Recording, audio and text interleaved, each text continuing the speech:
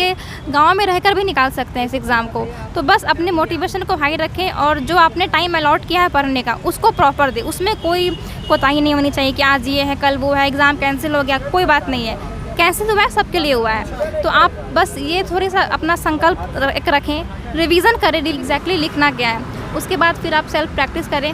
Mock test लगाना बहुत ज़रूरी है क्योंकि वहाँ पे 8 क्वेश्चन लिखना और अराउंड 4 से 5 पेजेस लिखना होता है, कम टाइम रहता है, सोचना पड़ता है। तो वहाँ पे आप कुछ नया नहीं सोच पाएंगे, जो आपके माइंड में पहले से फीड होगा। 18 में किया है, मैंने कहा यस सर, ये मेरे से पहला सवाल पूछा गया था। उन्होंने मेरे से मतलब मेरी हॉबी सिंगिंग है, तो उन्होंने मुझे से पूछा कि राष्ट्रगान कौन सा है और राष्ट्रगीत कौन सा है। बस वेलकम टू 9 अल्टीमेट।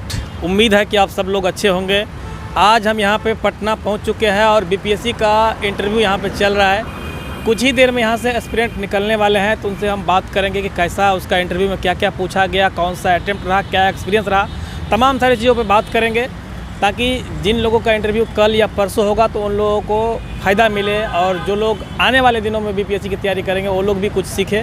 यदि आप भी नया है तो चैनल को सब्सक्राइब करें। साथ ही हमारे टेलीग्राम चैनल का नाम 9 अल्टीमेट ही है, इससे भी आप लोग जुड़े, बाकी अंत तक बने रहे। मेरा नाम साक्षी प्रिया है और मैंने मैथमेटिक्स ऑनर्स किया है DU से।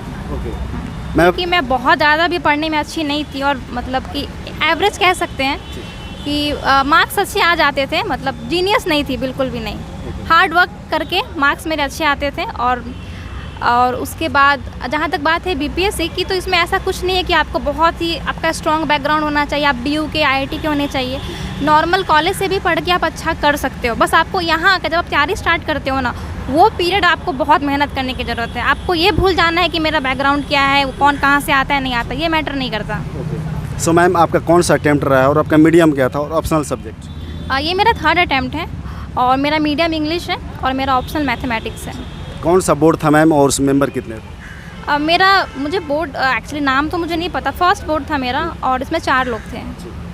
आपसे पहला क्वेश्चन क्या पूछा गया जब आपने इंटर किया, तो आपसे पहला क्वेश्चन क्या पूछा गया? फर्स्ट क्वेश्चन ये था कि आपने ग्रेजुएशन 2018 में किया है, मैंने कहा यस सर, ये मेरे से पहला सवाल पूछा गया था। आपके डैप से क्या क्वेश्चन थे, हॉबी वगैरह से रिलेटेड कुछ क्वेश्चन पुटअप किए गए थे? डैफ से उन्होंने मेरे से मतलब मेरी हॉबी सिंगिंग है, तो उन्होंने मुझे से पूछा कि राष्ट्रगान कौन सा है और राष्ट्रगीत कौन सा है। बस इतना ही पूछा गया। आपकी ऑप्शनल जो मैथमेटिक्स है उससे किस टाइप से क्वेश्चन पूछे गए? मेरे ऑप्शनल से उन्होंने ये पूछा कि इंडिया के जो ग्रेट मैथमेटिशियंस हैं उनके नाम बताने को, और उसके बाद एक क्वेश्चन था कि कौन सी ऐसी संख्या है जिसमें 0 नहीं आता है, ये। और फिर बेसिक HCF और LCM को बताना था, उनके डेफिनेशंस एंड उसके यूजेस। बस मैम, करंट बहुत पूछे जाते हैं इंटरव्यू में, ऐसा बताया जाता है। करंट में आपसे कुछ क्वेश्चन रखे गए थे? हाँ, वो उन्होंने मुझसे पूछा था कि अभी जो करंट है पूरे वर्ल्ड में जो सिचुएशन चल रही है उसमें उन्होंने बोला कि आपको कितना पता है, कौन सा न्यूज़ के बारे में पता है, एक ये पूछा। और एक क्या रिस्पॉन्ड था, रसिया यूक्रेन श्रीलंका? नहीं, मैंने श्रीलंका के बारे में बताया, अपने नेबरहुड का है। तो फिर उन्होंने जब पूछा कि ठीक है आप श्रीलंका के बारे में बता रहे हो, तो क्या प्रॉब्लम है, क्या रीज़न है कि वहाँ इतनी बड़ी क्राइसिस चल रही है, और क्या इंडिया में भी ये चीज़ हो सकता है। और उसके बाद यही क्वेश्चन थे। मैम, काउंटर क्वेश्चन वगैरह पूछे जा रहे हैं कि नहीं, इसको आपने फील किया? काउंटर क्वेश्चन काउंटर क्वेश्चन मेरे से काउंटर क्वेश्चन नहीं पूछा गया था। हाँ, एक सवाल के लिए पूछा गया था जब मैंने बताया था श्रीलंका के बारे में, तो उन्होंने ये बोला कि क्या इंडिया में ये हालात हो सकते हैं, और हो सकते हैं तो कैसे हो सकते हैं, क्या रीज़न है, क्या इंडिया का कितना कर्ज वगैरह है, बस ये, और कुछ इससे ज़्यादा नहीं। सो मैम, ओवरऑल आपके इंटरव्यू की बात करी जाए तो आपका कितना देर इंटरव्यू चला होगा, और बेसिकली आपने कितने सारे क्वेश्चंस का रिस्पॉन्ड कर पाया अच्छे तरीके से, और कितने का नहीं कर पाया आपने? मेरी इंटरव्यू अराउंड 15 से 16 मिनट चली है, और नंबर मैं एग्जैक्ट बता तो नहीं सकती, बट हाँ परसेंटेज मुझे लगता है कि मैंने कोशिश की कि मैं 75% से ज़्यादा आंसर्स दूँ। मैम, अब तैयारी की थोड़ी सी बात करेंगे, आपका स्ट्रेटेजी की बात करेंगे। आप कितने घंटे पढ़ाई करते थे? यहाँ पे आना, इंटरव्यू देना, सिविल सर्विसेज में यहाँ पहुँचना, सक्सेस होना, फिर ईश्वर सर्विस करता है, फाइनलिस्ट में नाम है, तो मैम कितने घंटे पढ़ा जाए तो यहाँ तक पहुँचा जा सकता है? कंसेप्ट ऐसा होता है कि 14 घंटे, 15 घंटे, इसके पीछे की हार से रिलेटेड क्या है? 15 घंटे की पढ़ाई तो मैंने कभी नहीं की, और मैं किसी को सजेस्ट भी नहीं करती हूँ। बहुत लोग कर लेते हैं क्योंकि सबकी सेटिंग पावर एक जैसी नहीं होती। आप 6 से 8 घंटे अगर रोज़ एवरीडे पढ़ते हैं, मतलब मिनिमम है कि आपको, अगर आप उतना नहीं भी कर पाते तो मिनिमम एक होना चाहिए थ्रेशोल्ड कि इससे कम नहीं पढ़ना है, चाहे वो 3 घंटा हो, 4 घंटा हो, या कुछ भी है। और एक कंसिस्टेंसी को फोकस करने की ज़रूरत है कि हाँ जो मैंने स्टार्ट किया है उसको कंटिन्यू करूँ। कुछ भी नहीं पढ़ लेना कि आज हिस्ट्री पढ़ लिया, कल ज्योग्राफी पढ़ लिया, ऐसा नहीं।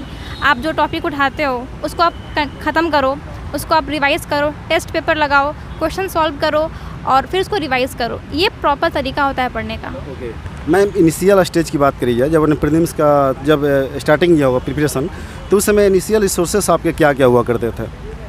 अब एक्चुअली सबसे मैं ये बताऊँ तो जो इनिशियल रिसोर्सेज होते हैं वो हर सब्जेक्ट के NCERTs होते हैं और उसके बाद कुछ स्टैंडर्ड टेक्स्ट बुक्स भी हैं, जैसे हिस्ट्री के स्पेक्ट्रम हो गई या पॉलिटी की लक्ष्मीकांत हो गई है। और ओवरऑल अगर मैं BPSC की बात करूं तो इसमें जो है एक बुक है लूसेंट जिसको हम कहते हैं, वो बहुत इंपॉर्टेंट है। उससे आप पढ़ नहीं सकते बट हाँ एज अ रिवीजन आप कर सकते हैं, क्योंकि साइंस वगैरह के प्रीलिम्स में साइंस बहुत इंपॉर्टेंट पोर्शन होता है, हिस्ट्री इंपॉर्टेंट पोर्शन होता है, तो आप उसको बहुत अच्छे तरीके से रिवाइज़ कर सकते हैं। वो बहुत हेल्पफुल होता है। सो मैम, जैसा कि आपने रिवाइज करने की बात कही, रिवीजन का एक पैटर्न होता है, सबका अलग अलग होता है पैटर्न। मैं आपसे जानना चाहूँगा रिवीजन करने के, इससे कोई आज आपने टॉपिक पढ़ा है तो उसको कैसे रिवाइज किया आगे के दिनों में?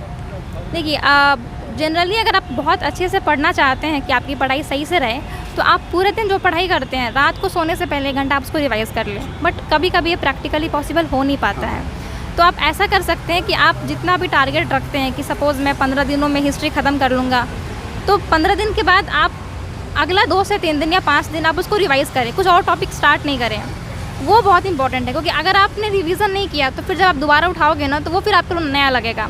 और ये चीज़ हर टॉपिक के साथ करनी चाहिए। रिवीजन जब आप फर्स्ट टाइम रीड करते हो फिर आप दोबारा पढ़ो, उस टाइम नोट्स बनाने की ज़रूरत नहीं, क्योंकि फर्स्ट टाइम अगर आप नोट्स बनाओगे ना तो आप उल्टा स्पेक्ट्रम या लक्ष्मीकांत को ही लिख लोगे कॉपी पे, तो वो नहीं करना है। एक बार आप पढ़ें, उसको एक बार दोबारा देख लें, फिर जब आप उसको दूसरी बार पढ़ेंगे तब आप उसका चाहें तो नोट्स बना सकते हैं, अब आप उसको अंडरलाइन कर सकते हैं, और फिर ऐसे पैटर्न होता है रिवीजन करने का। मैं बात करा जाए कि आपके जो मेंस की बात करी जाए कि मेंस में जैसे कि राइटिंग स्किल को इम्प्रूव करने की बात होती है, आप भी जब मेंस के इनिशियल डेज में होंगी, जब आप राइटिंग कर रही होंगी तो अच्छे मार्क्स नहीं आ पा रहे होंगे, अच्छे से नहीं लिख पा रही होगी, तो उसको आपने कैसे इम्प्रूव किया? जो भी एस्पिरेंट हैं उनको आप क्या कहना चाहोगे? मेंस आंसर राइटिंग के लिए अगर आप जब स्टार्ट करते हैं तो आप ऐसा कर सकते हैं कि टॉपर्स के नोट्स आप देख सकते हैं कि वो कैसे लिख रहे हैं आंसर। और स्टार्टिंग में कोई ज़रूरत नहीं है, अगर आप नहीं लिख पा रहे तो आप मॉडल आंसर से स्टार्ट कीजिए। जैसे जो BPSC क्वेश्चंस पूछता है आप वो देखें, उसके मॉडल आंसर देखें, और जब आप खुद से लिखना स्टार्ट करते हैं तो आप हेल्प ले सकते हैं, आप देख कर लिखें। अगर आप बिल्कुल नहीं लिख पा रहे तो आप देख कर लिखें। आप 4, 5, 10 आंसर देख कर लिखोगे, फिर आपको आइडिया लगेगा कि एग्जैक्टली लिखना क्या है। उसके बाद फिर आप सेल्फ प्रैक्टिस करें। मॉक टेस्ट लगाना बहुत ज़रूरी है, क्योंकि वहाँ पे 8 क्वेश्चन लिखना और अराउंड 4 से 5 पेजेस लिखना होता है, कम टाइम रहता है, सोचना पड़ता है, तो वहाँ पे आप कुछ नया नहीं सोच पाएंगे। जो आपके माइंड में पहले से फीड होगा वो चीज़ वहाँ पे इम्पॉर्टेंट है, तो वो आपका कि जितना मॉक आप लिखोगे उतना आपके लिए इम्पॉर्टेंट होगा। Ma'am, Bihar special prelims mains में खास करके बहुत ज़्यादा इंपॉर्टेंट होता है, उसको कैसे कवर करें? जैसे कि अदर स्टेट के जो स्टूडेंट हैं बिहार के बारे में बहुत कम जानते हैं, हालांकि आप तो होप्स हो कि बिहार से ही होंगी, तो वो उसको कैसे कंप्लीट कर सकते हैं? बिहार स्पेशल करने के लिए कोई बहुत बड़ी प्रॉब्लम नहीं है। बुक आती है, बहुत सारी पब्लिकेशंस की बुक आती है। मैंने KBC नैनो रेफ़र की थी बिहार स्पेशल की। बिहार स्पेशल में एक खासियत है कि जो हमारी बिहार की एंशिएंट हिस्ट्री है ना, वो ऑलमोस्ट इंडिया की हिस्ट्री से मैच करती है, क्योंकि जो भी मगध है, गुप्ताज है, ये सब बिहार से ही हैं। तो ये यहाँ पे एक थोड़ा सा बेनिफिट हो जाता है।